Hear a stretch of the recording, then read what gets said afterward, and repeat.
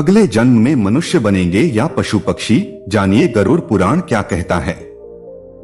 कई बार हम जाने अनजाने ऐसी गलतियां कर बैठते हैं जिनसे हमें इस जन्म में तो गंभीर परिणाम भुगतने ही पड़ते हैं, साथ ही अगले जन्म में भी उन कर्म के कारण कष्ट भोगना पड़ता है। ऐसे ही कुछ गलतियां हैं जिनके बारे में स्वयं श्रीहरि विष्णु ने पक्षीराज गरुड़ को बताया है, जिसका जिक्र गरुड़ पुराण में किया गया है। इन गलतियों से जीवों को अगले जन्म में ऐसा जीवन मिलता है जो काफी दुखद और कष्टकारी होता है। नमस्कार मित्रों, एक बार फिर स्वागत है आपका हमारे YouTube चैनल के एक और नए वीडियो में। दोस्तों, आप लोगों से एक रिक्वेस्ट है कि यदि आप अभी हमारे YouTube चैनल को सब्सक्राइब नहीं किया है तो चैनल को सब्सक्राइब करके घंटी बटन को प्रेस कर दे, ताकि हमारे चैनल के माध्यम से आने वाली वीडियो का नोटिफिकेशन सबसे पहले आप तक पहुंचे। मित्रों, वीडियो को लाइक और कमेंट में जय श्री कृष्ण जरूर लिखें। मित्रों, देरी न करते हुए वीडियो को शुरू करते हैं।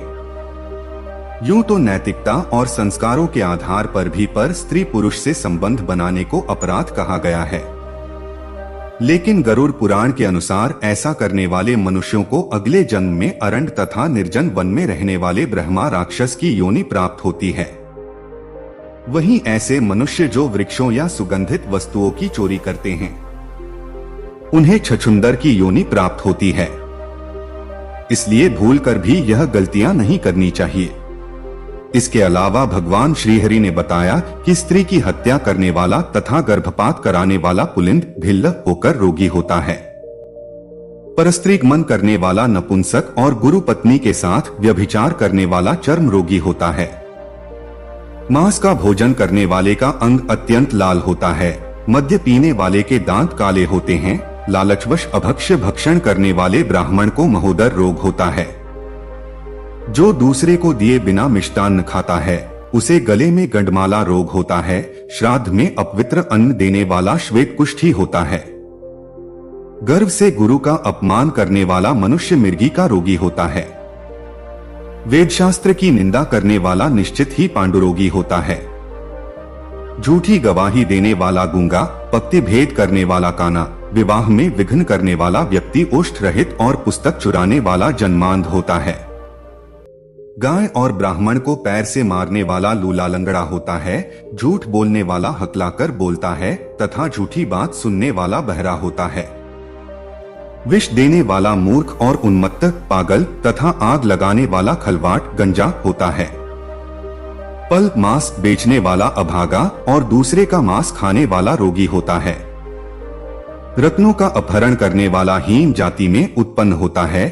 सोना चुराने वाला नखरोगी और अन्य धातुओं को चुराने वाला निर्धन होता है। अन्न चुराने वाला चूहा और धान चुराने वाला शलभ टिड्डी होता है। जल की चोरी करने वाला चातक और विष का व्यवहार करने वाला वृश्चिक बिच्छू होता है। शाकपात चुराने वाला मयूर होता है। शुभ गंध वाली वस्तुओं को चुराने वाला छुछुंदरी होता है। मधु चुराने वाला डांस, मांस चुराने वाला गीध और नमक चुराने वाला चींटी होता है। तांबूल, फल तथा पुष्प आदि की चोरी करने वाला वन में बंदर होता है। जूता, घास तथा कपास को चुराने वाला भेड़ योनि में उत्पन्न होता है।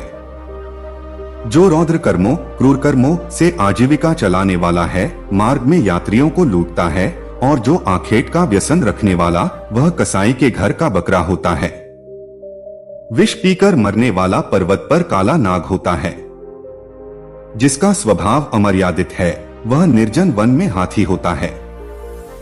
बलिवैश्वदेव न करने वाले तथा सब कुछ खा लेने वाले द्विज, ब्राह्मण, क्षत्रिय, वैश्य और बिना परीक्षण किए भोजन कर लेने वाले व्यक्ति निर्जन वन में व्याघ्र होते हैं। जो ब्राह्मण गायत्री का स्मरण नहीं करता और जो संध्योपासना नहीं करता, जिसका अंत स्वरूप दूषित तथा बाह्य स्वरूप साधु की तरह प्रतीत होता है, वह ब्राह्मण बगुला होता है। जिनको यज्ञ नहीं करना चाहिए, उनके यहाँ यज्ञ कराने वाला ब्राह्मण गांव का सुअर होता है। क्षमता से अधिक यज्ञ कराने वाला गर्दभ तथा बिना आमंत्रण के भोजन करने वाला कौआ होता है। जो सत्पात्र शिष्य को विद्या नहीं प्रदान करता, वह ब्राह्मण बैल होता है। गुरु की सेवा न करने वाला शिष्य बैल और गधा होता है। गुरु के प्रति अपमान के तात्पर्य से हो या तू शब्दों का उच्चारण करने वाला और वाद विवादों में ब्राह्मण को पराजित करने वाला जल विहीन अरण्य में ब्रह्मा राक्षस होता है। प्रतिज्ञा करके द्विज को दान न देने वाला सियार होता है। सत्पुरुषों का अनादर करने वाला व्यक्ति अग्निमुख सियार होता है। मित्र से द्रोह करने वाला पर्वत का गीध होता है और क्रय में धोखा देने वाला उल्लू होता है। वर्णाश्रम की निंदा करने वाला वन में कपोत होता है। आशा को तोड़ने वाला और स्नेह को नष्ट करने वाला, द्वेषवश स्त्री का परित्याग कर देने वाला बहुत काल तक चक्रवाक चकोर होता है। माता पिता, गुरु से द्वेष करने वाला तथा बहन और भाई से शत्रुता करने वाला हजारों जन्मों तक गर्भ में या योनि में नष्ट होता रहता है। साससुर को अपशब्द कहने वाली स्त्री तथा नित्य कलह करने वाली स्त्री जलौका अर्थात जल जोंक होती है और पति की भर्त्सना करने वाली नारी जू होती है। अपने पति का परित्याग करके परपुरुष का सेवन करने वाली स्त्री वल्गुनी, चमगादड़ी, छिपकली अथवा दो मुंह वाली सर्पिणी होती है। सगोत्र की स्त्री के साथ संबंध बनाकर अपने गोत्र को विनष्ट करने वाला तरक्ष, लकड़बग्घा और शल्लक साही होकर रीछ योनि में जन्म लेता है।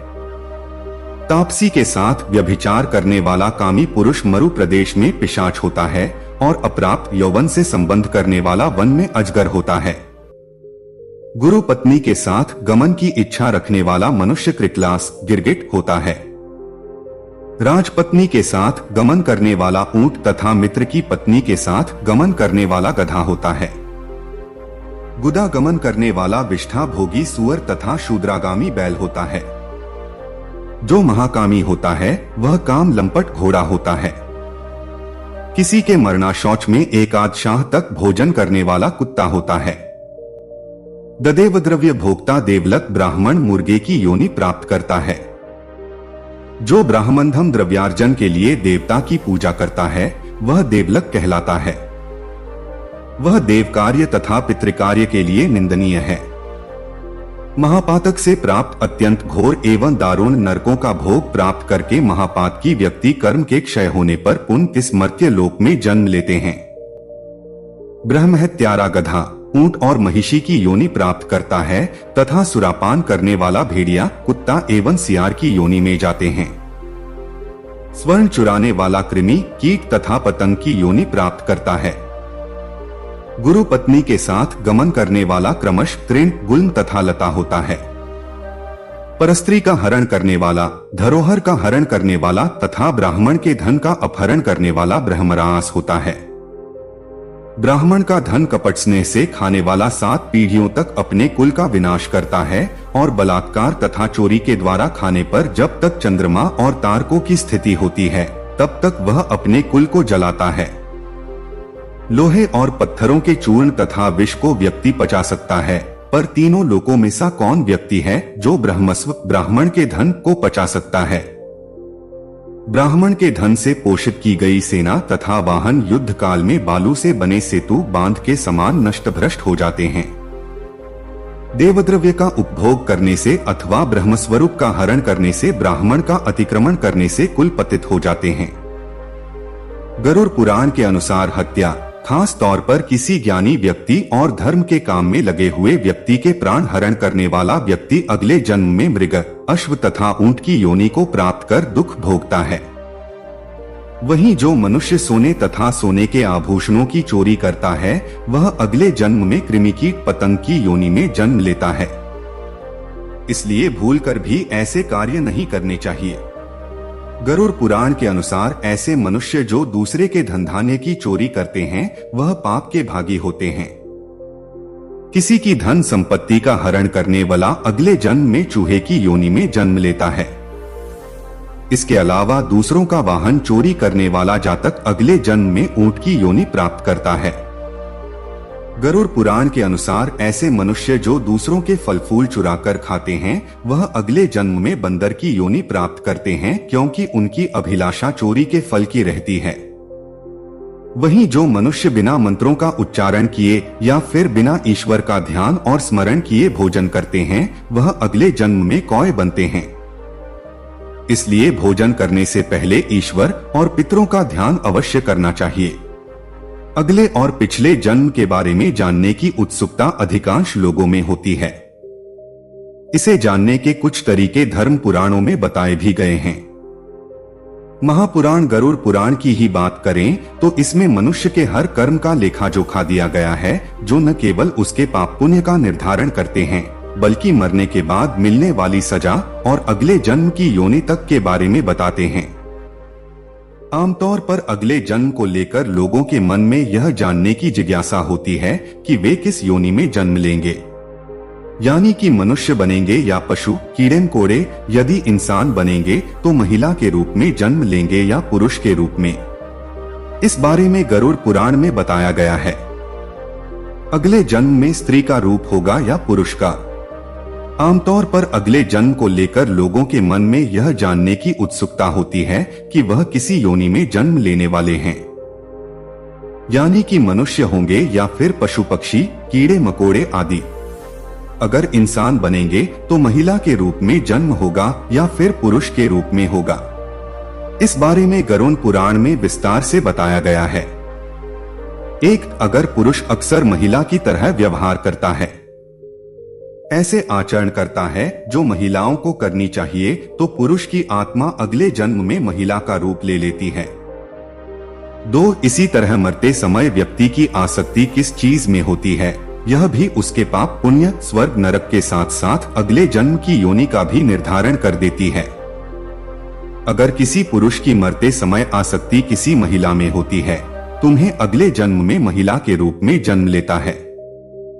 इसीलिए धर्म पुराण में मरते वक्त भगवान का नाम लेने की सलाह दी जाती है, जिससे कि मनुष्य जन्म मरण के इस चक्र से मुक्ति प्राप्त करें और इसके पश्चात उसे भगवान के चरणों में स्थान प्राप्त हो जाए। 3, इतना ही नहीं बल्कि कोई व्यक्ति चाहे वह महिला होता है या पुरुष, अगर वह पशुवत व्यवहार करता है तो उसको अगला जन्म जानवर के रूप में प्राप्त होता है।